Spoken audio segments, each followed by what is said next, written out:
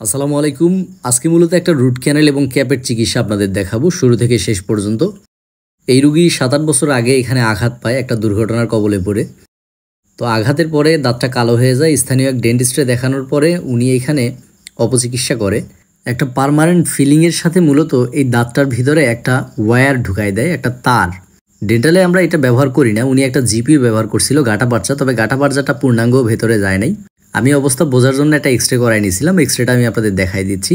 যতটুকু আসলে আমাদের ভিতরে প্রবেশ করার দরকার ছিল, যে ওয়ার্কিং লেন্থ আমাদের প্রয়োজন হয়, ওই পর্যন্ত এটা পৌঁছায় নাই।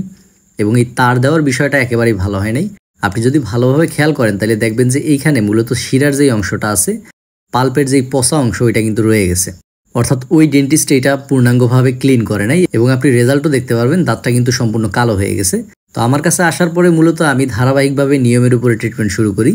পুরা রুট ক্যানেলটা শেষ করে আমি এই দিন এটার গাঁটা পারচা বসাই, অর্থাৎ জিপি বসাই।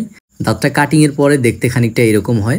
আমরা সিদ্ধান্ত নিই যে একটা ক্যাপ বসানোর মাধ্যমে এটার পার্মানেন্ট সলিউশনে যাব, এবং সেটাই করা হয়। ক্যাপ বসানোর পরে রুগীর দাঁতটা ঠিক এরকম দেখতে ছিল। ক্যাপ করার পরে জিনিসটা দেখতে অনেক ন্যাচারাল লাগে এবং অথেন্টিক লাগে।